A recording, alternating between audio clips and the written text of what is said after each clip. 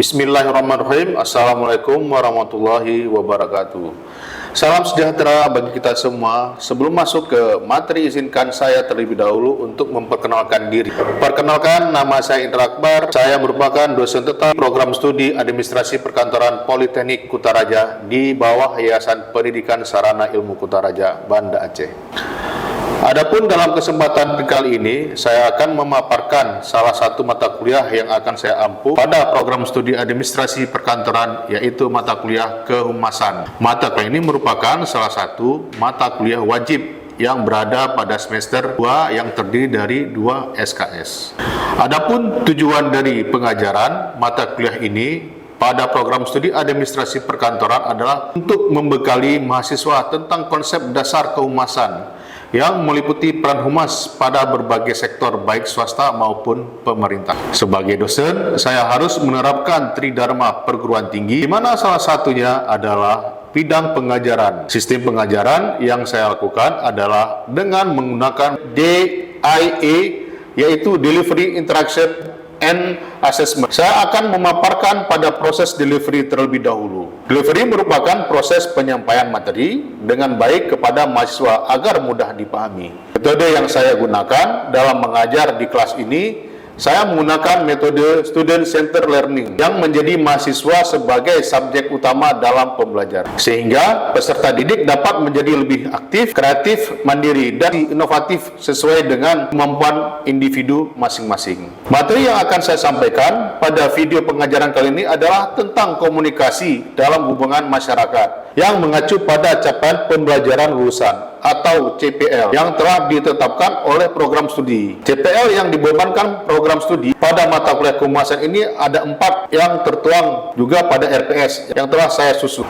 Yang pertama adalah menunjukkan sikap bertanggung jawab atas pekerjaan di bidang keahlian secara mandiri. Yang kedua adalah mahasiswa dapat menginternalisasi semangat kemandirian perjuangan. Yang ketiga, mahasiswa mampu menyelesaikan masalah pekerjaan dengan sifat dan konteks yang sesuai dengan bidang keahlian terapannya, yang didasarkan pada pemikiran logis, inovatif, dan bertanggung jawab atas hasil secara mandiri. Dan yang keempat, mahasiswa mampu bekerja sama, berkomunikasi, berinovasi dalam pekerjaannya. Adapun dari keempat CPL tersebut, maka diturunkan beberapa capaian pembelajaran. Maka kuliah atau yang disebut dengan CPMK pada mata kuliah kehumasan ini terdapat 3 CPMK yang hendak dicapai oleh mahasiswa. Yang pertama adalah mahasiswa mampu mendefinisikan kehumasan. Yang kedua, mahasiswa mampu mengklasifikasikan kehumasan. Yang ketiga, mahasiswa memiliki pemahaman tentang tingkat kehumasan. Adapun model pembelajaran yang saya lakukan dengan learning model. Pembelajaran yang digunakan dengan pendekatan berbasis kasus yang melibatkan mahasiswa dalam diskusi dari situasi yang spesifik dan contoh berdasarkan kejadian nyata. Model ini dipusatkan pada mahasiswa dan melibatkan interaksi secara intens antara mahasiswa maupun model pembelajaran ini dilakukan dengan memainkan studi kasus. Mahasiswa melakukan presentasi dan saya juga akan memberikan tugas terstruktur kepada mahasiswa terkait materi yang baru saja saya ajarkan. Model pembelajaran yang kedua yang saya gunakan adalah project based learning, yaitu model pembelajaran yang menggunakan project atau kegiatan berkelompok sebagai media pembelajaran sehingga mahasiswa dapat melakukan eksplorasi, penilaian, interpretasi, sintetis, dan informasi menghasilkan berbagai bentuk hasil pembelajaran. Selanjutnya adalah interaction, merupakan interaksi antara dosen dengan mahasiswa atau interaksi antara mahasiswa dengan mahasiswa lain. Untuk itu, dalam kegiatan pembelajaran, hal yang pertama kali saya lakukan sebelum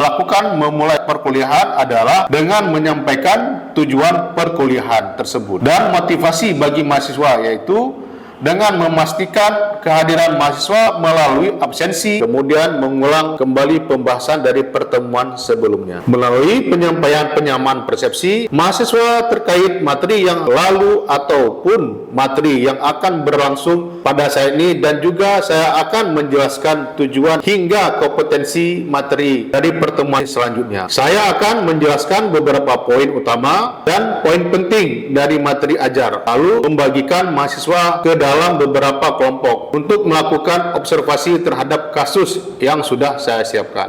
Kasus diberikan dalam bentuk narasi dan dipastikan sesuai dengan materi yang saya sampaikan. Kemudian, kelompok mahasiswa yang sudah dibentuk kemudian diberikan waktu terbatas untuk menganalisis kasus tersebut, sehingga pada saat itu mahasiswa mampu menciptakan classroom discussion yang sebelumnya dilanjutkan dengan sesi presentasi di mana mahasiswa itu mampu menjelaskan hasil observasi mereka. Sesuai dengan materi yang diberikan, setelah sesi presentasi maka saya bersama mahasiswa akan melakukan proses review, menyimpulkan proses hasil pembelajaran. Dan yang terakhir dari proses adalah proses assessment yang mereka pemberian tugas kepada mahasiswa dalam rangkaian evaluasi untuk mengukur tingkat pemahaman mahasiswa dalam menerima materi pembelajaran yang telah disampaikan, di mana dalam hal ini saya menerapkan dengan memberikan tugas mandiri kepada mahasiswa dan dikerjakan sebagai bahan review ajar. Setelah sesi perkuliahan selesai, ada indikator penilaian saya pada saat proses pembelajaran. Setiap pertemuan maupun untuk penilaian akhir, saya menggunakan penilaian untuk penilaian kognitif, afektif, dan psikomotorik. Dari setiap mahasiswa, penilaian kognitif yang dilakukan diantaranya adalah dengan memastikan mahasiswa itu mampu memahami dan mendefinisikan kehumasan dengan komunikasi dalam hubungan masyarakat. Dan kemudian penilaian efektif dilakukan dengan memperhatikan bagaimana sikap dan tanggung jawab mahasiswa terhadap pekerjaan mereka atau penyelesaian tugas mereka. Sedangkan penilaian psikomotorik itu dinilai berdasarkan kemampuan mahasiswa mengevaluasi diri terhadap tugas kelompok yang berada di bawah tanggung jawab mereka masing-masing, sehingga mereka mampu mengelola pengembangan kompetensi secara mandiri. Adapun model penilaian yang saya nilai yaitu mengacu pada pedoman akademik Politeknik Kutaraja, antara lain 10% aktivitas partisipasif, 20% hasil proyek, 10% tugas kegiatan terstruktur, 10% tugas kegiatan mandiri, 20% dinilai ujian dengan ujian tengah semester, dan 30% nilai ujian akhir semester.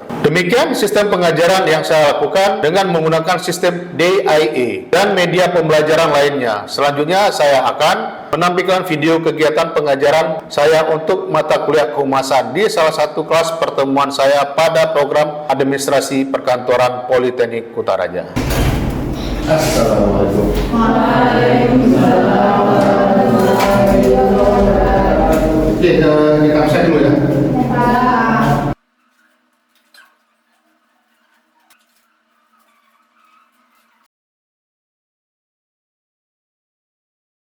Selamat pagi, selamat siang semuanya.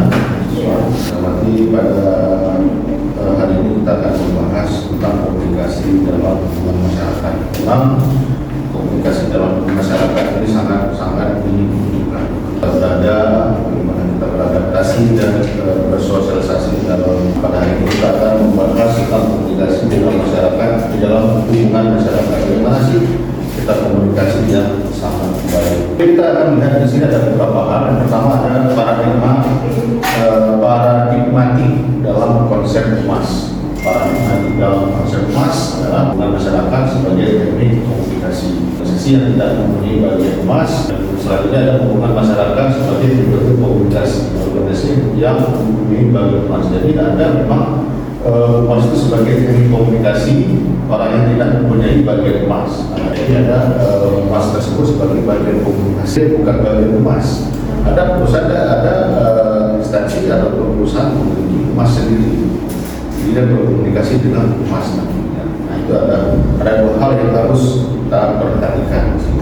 Jadi emas masyarakat sebagai teknik komunikasi orang yang tidak mempunyai bagian emas. Dan pada B adalah hubungan masyarakat sebagai metode komunikasi organisasi yang mempunyai bagian emas. Kita juga bisa melihat lagi ada beberapa hal dalam bandingan dengan metode komunikasi lainnya. Kita bisa lihat sini ada beberapa hal, ada jurnalistik, ada penerangan, ada pendidikan, ada propaganda, ada indoktrinasi atau penataran hubungan dengan manusia. Ini adalah emas dalam bandingan dengan metode komunikasi lain. Ini dalam ada beberapa hal yang harus kita lakukan. Ada jurnalistik juga terlibat. Jurnalistik adalah emas. Memang dia tidak menyebutkan humas, tapi dia dalam humas dia memberikan informasi yang terupdate, berita terupdate apapun itu dia ada humas. Karena ini penerangan terkait informasi penerangan apapun itu. Kalau kita dengan pendidikan, nah di dalam pendidikan juga di sini ada berbagai informasi yang dijabarkan, tergantung dengan pendidikan akademik atau sosial ekonomi atau ekonomi yang disampaikan. Soalnya ada propaganda, nah propaganda ini yang ada propaganda yang positif, ada propaganda yang negatif. Propaganda ini juga ada hal yang sangat baik, ada juga hal yang buruk yang kita jalankan. Jadi memang harus kita perhatikan semuanya dalam membandingkan metode komunikasi lain. Kita bisa berkomunikasi dalam jurnalistik, bisa dalam penerangan, bisa dalam pendidikan, bisa dalam propaganda, yang negatif maupun yang positif, tentu bisa melalui penataran, memberikan pelatihan-pelatihan kepada siapapun, pada masyarakat, kepada mahasiswa dan sebagainya. Bisa kita berikan. Ada memberikan penyuluhan dan hubungan yang manusiawi. Nah, hubungan penyuluhan ini biasanya diberikan kepada masyarakat ataupun kelompok-kelompok kerja sendiri. Hubungan manusia ini dan hubungan antara manusia kita juga harus menjalin hubungan yang baik dengan manusia. Nah, mungkin kita hidup di lingkungan sosial tapi kita menjalin hubungan sosial. Nah, sampai di sini ada yang mau ditanyakan terkait humas bandingannya dengan metode komunikasi lain. Dan ini kita lihat juga di sini istilah komunikasi atau dalam bahasa Inggrisnya communication. Berasal dari bahasa Latin. Komunikasi bersumber dari kata komunis yang berarti sama. Sama di sini maksudnya adalah sama makna. Berdasarkan terjemahan tersebut, maka komunikasi diartikan sebagai adanya percakapan atau hubungan komunikasi yang berlangsung antara dua pihak dengan tujuan untuk memperoleh pengertian bahasa atau kesamaan makna antara dua pihak tersebut. Jadi di dalam masuk komunikasi tidak hanya satu arah, tapi ada komunikasi dua arah. Yang menyampaikan juga kita menerima informasi dari yang lain. Kalau di perusahaan-perusahaan itu kan kita begitu kemanapun kita pergi selalu kita ketemu dengan humas. Mereka tidak menamakan humas, ada yang menamakan resepsionis, ada yang menamakan PR dan sebagainya. Ya sesuai dengan instansinya masing-masing. Maka resepsionis kita ketemu sama mereka, aku ketemu sama siapa, aku ketemu sama ini, baru seperti itu. Nah ini berkaitan dengan humas sendiri. Itu istilah komunikasi ataupun istilah humasnya sendiri. Jadi kita harus paham komunikasi itu apa yang harus kita jadi. Definisi komunikasi kita bisa lihat juga di sini definisi komunikasi. Yaitu definisi komunikasi adalah menyampaikan informasi, gagasan, emosi, keterampilan dan sebagainya dengan menggunakan lambang-lambang, kata-kata ataupun gambar, bilangan, grafik dan lain-lain. Definisi komunikasi. Jadi definisi komunikasi itu bisa menyampaikan informasi itu berupa dalam bentuk gambar ataupun berbentuk lambang dan lain sebagainya. Mungkin kita lihat ada beberapa hal komunikasi yang disampaikan di masyarakat. Apakah lambang tidak boleh kita berhenti, itu merupakan komunikasi dari humasnya sendiri.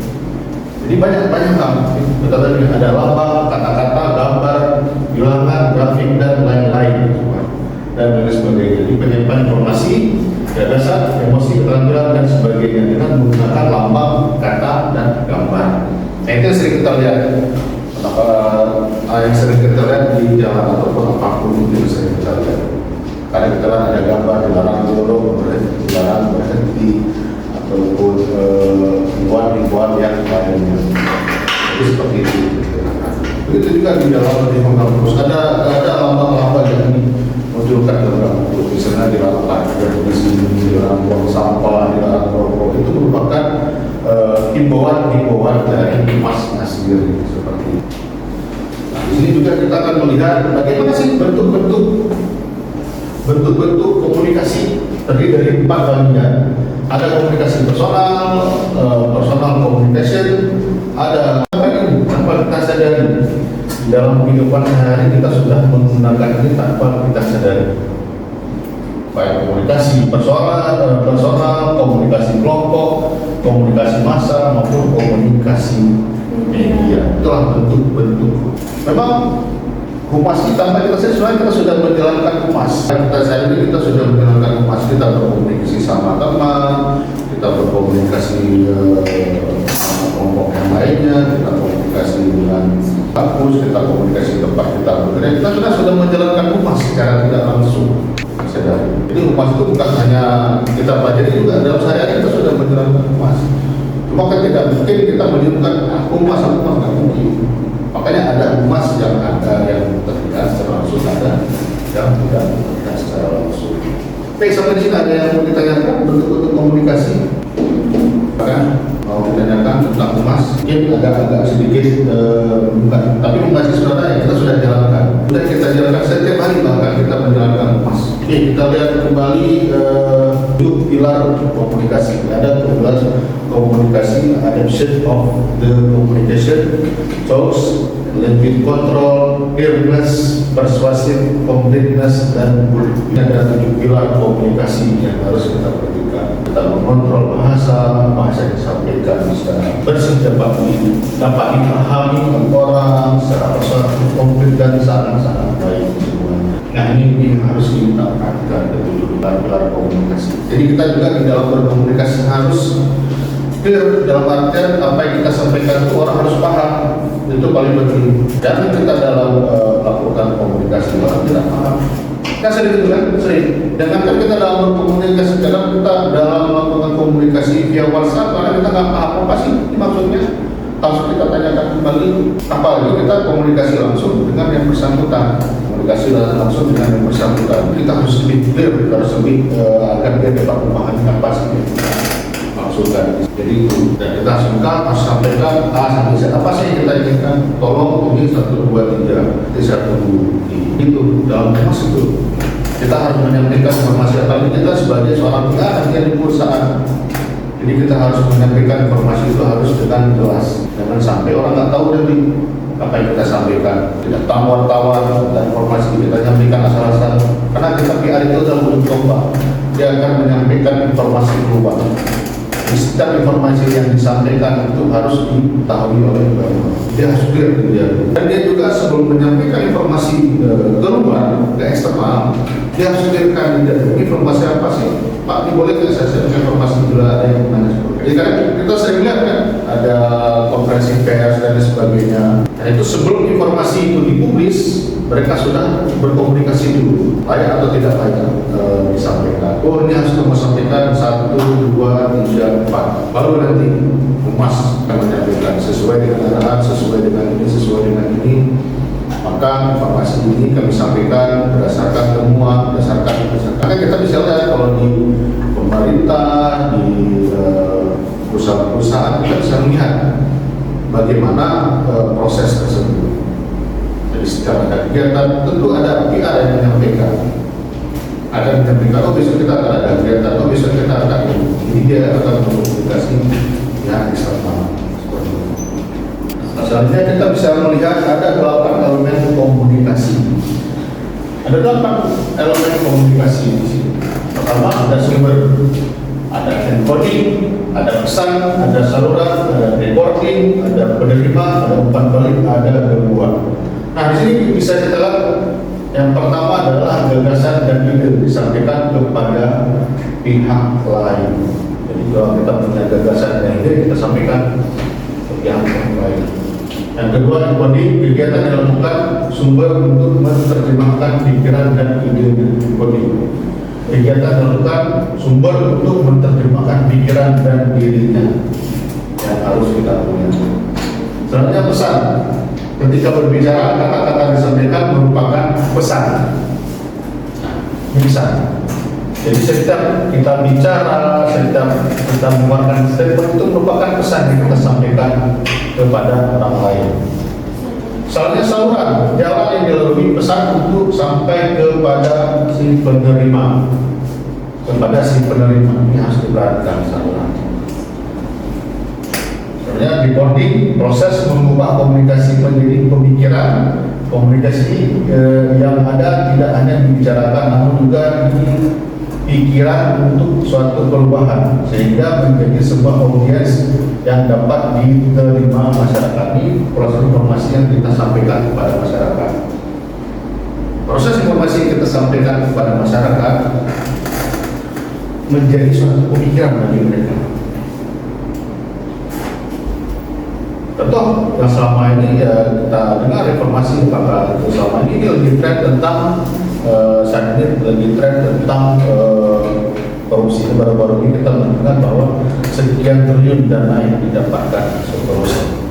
Nah, itu penyampaian informasi dari instansi yang bersangkutan bahwa kita telah menemukan dana sekian triliun hasil apakah tangkap tangan, apakah hasil PPK dan sebagainya. Sekian triliun dana tersebut kita dapatkan.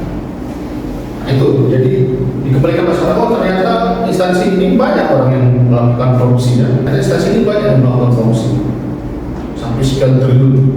Jadi pola pikir masyarakat, wah ini bahaya.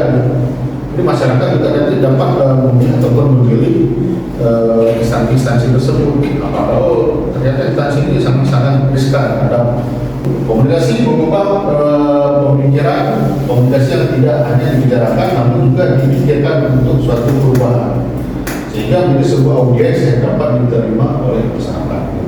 Dan masyarakat dapat menerima, oh yang memang agak rentan, memang agak rawan di seputar perusahaan tersebut. Nah, bagaimana dengan penerimaannya? Penerimaan informasi yang sudah dikeluarkan agar dapat diterima serta memberikan umpan balik, memberikan feedback kepada instansi yang bersangkutan, memberikan umpan balik bagaimana dan apa yang harus dilakukan. Seperti itu. Jadi setiap informasi yang dikeluarkan mereka juga berharap ada umpan balik. Apa sih yang harus kami tingkatkan? Apa sih yang harus kami lakukan ke depannya? Itu yang menjadi sasaran utama oleh pemerintah atau pemerintah. Jadi semua instansi sangat mengharapkan umpan balik. Ada gangguan. Gangguan ini pasti tetap akan ada. Baik orang yang senang maupun tidak senang terhadap informasi yang dipublis, baik secara langsung maupun tidak langsung. Gangguan yang berbeda. Dimanapun posisi kita, apakah itu dia elemen dalam kita berkomunikasi. Jadi kita harus perhatikan itu semua. Sumber encodingnya bagaimana, sumber menerjemahkan pikiran, ide, pesan, saluran, recording, sehingga pada akhirnya ada gangguan-gangguan yang akan itu 8 elemen komunikasi yang harus kita sampai di sini. Ada yang mau didiskusikan atau mau didengarkan? Ya silakan. Tahu Pak? Pak, Humas ini kayak lembaga juga berarti ya? Humas ini bukan lembaga, dia di setiap perusahaan ada. Memang ada. Di setiap perusahaan instansi pemerintah ada. Jadi Humas ini bukan lembaga. Terus kan Pak, gimana cara Humas menghadapi berita negatif atau hoax yang viral di media sosial agar tidak merusak reputasi Humas itu sendiri? Kan kayak yang elemen komunikasi kan ini tuh termasuk gangguan kan? Ya. Karena berita hoax. Itu gimana cara menanggapinya Pak? Ya, biasanya Humas itu begitu dia mendapat informasi ataupun berita tidak akan melakukan klarifikasi terhadap berita tersebut. Katakanlah informasikan bahwa instansi tersebut terindikasi adanya korupsi yang sangat besar. Biasa orang memunculkan isu-isu, padahal tidak ada. Nah, dia harus klarifikasi di bagian apa misalnya. Oh, tidak ada. Di tempat kami tidak ada satu orang pun yang melakukan korupsi dan sebagainya. Kami dapat membuktikan bahwa orang-orang di tempat kami bekerja sesuai aturan yang berlaku. Jadi seperti itu dia harus membuktikan. Begitu dia nanti dapat informasi, oh bahwa dinas ini terdapat korupsi yang sangat tinggi dan sebagainya. Dia harus menyampaikan kami tidak ada. Kami bisa buktikan, kami punya standar prosedur, kami punya standar semua yang kami jalankan selama ini. Dan itu sangat kecil kemungkinan terjadi hal-hal begitu. Jadi bukan memberikan informasi tanpa adanya data. Tidak boleh. Diiringi bukti. Jadi ketika dia tadi dapat isu negatif, dia bisa memberi bukti kepada masyarakat. Kami tidak melakukan, tidak menjalankan atau tidak melakukan apapun di luar konteks tersebut. Ketika dia mengkantor berita negatif terhadap dia sendiri, dia sudah kata 1, 2, 3 dia sampaikan, memberi respon. Dia akan membuat siaran pers bahwa indikasi seperti ini tidak terjadi sama kami. Ini bukan orang kami. Kami adalah orang 1, 2, 3 yang dituduhkan kepada kami tidak benar. yang tidak terjadi, tapi dijalankan sesuai aturan dan prosedur yang berlaku. Dari ya, silakan. Bagaimana jika dalam suatu instansi itu tidak memiliki titik emas, Pak? Dampaknya apa? Ya, bagaimana bila dalam suatu instansi tidak memiliki titik emas? Ya, sebenarnya kalau di dalam suatu instansi itu tidak memiliki titik emas itu sangat beresiko, dalam artian setiap orang butuh data dan informasi, jadi setiap perusahaan. Jadi ketika nanti orang datang ke perusahaan tersebut, ke siapa dia akan mencari? Makanya hampir dimanapun perusahaan ataupun instansi mereka tetap ada humas. Humas itu yang benar. Jadi kalau perusahaan itu tidak humas itu akan sangat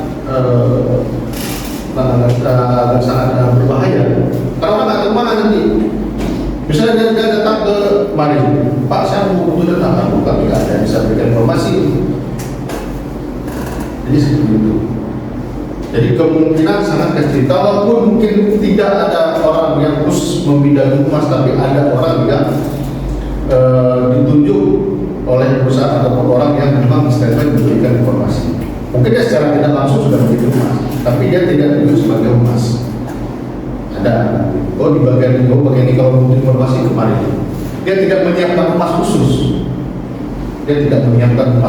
Seperti itu. Tapi biasanya sangat jarang perusahaan itu tidak memiliki humas. Terkecuali ada perusahaan yang bergeraknya tidak begitu besar. Tapi kalau pemerintah dan instansi-instansi yang relevan lainnya itu, pemerintah, BUMN itu mereka tetap ada humas. Makanya kalau kita masuk ke kantor pemerintah ataupun ke perusahaan-perusahaan itu kita tetap ketemu sama humas. Bapak mau kemana, mau jumpa siapa, ada keperluan apa, ada yang bisa kami bantu Pak, baru nanti mereka akan mengarahkan. Seperti itu. Jadi humas itu di mana aja tetap. Terkecuali yang berkantor di rumah ada humas. Tapi yang memiliki kantor, yang memiliki tempat selalu ada humas. Kita harus perhatikan semua. Jadi humas ini dimanapun kita berada, humas tetap melekat di setiap kita. Belum lagi di pusat kita sudah ada humas itu. Jadi kita selalu mengkomunikasikan kepada orang yang lain. Ada lagi yang mau ditanyakan? Jadi humas ini sangat luas humas. Pemahaman humas. Jadi humas itu di mana aja ada. Tidak hanya di kantor ataupun di instansi, tapi di dalam diri kita juga sudah menjalankan humas secara langsung. Humas ini ada ini konsep dasar humas untuk komunikasi. Kan mungkin orang di tempat yang ditempatkan di humas tidak bisa berkomunikasi. Makanya orang yang ditempatkan di humas itu orang yang mampu berkomunikasi dengan halayak orang. Bagi yang tidak bisa berkomunikasi tidak akan ditempatkan di humas. Di humas itu dia harus siap berkomunikasi, membuat berita, memberikan informasi. Makanya orang humas itu dia mengumpulkan dan berkonsep semua masih untuk humas. Secara langsung seperti para humas itu memang orang yang sangat sibuk ya. Dia harus menyiapkan press release terkadang, dia harus berkomunikasi keluar kebutuhan perusahaan itu apa, atau kebutuhan instansi itu apa dan sebagainya. Maka lagi Demikian pemaparan video pengajaran saya. Besar harapan pemaparan saya ini dapat membantu para reviewer dan mampu menginspirasi dosen-dosen lainnya dalam pelaksanaan PDD UKTPT ke depannya. Saya Indra Akbar pamit undur diri. Atas perhatiannya saya ucapkan terima kasih. Wabillahi taufiq wa hidayah. Wassalamualaikum warahmatullahi wabarakatuh.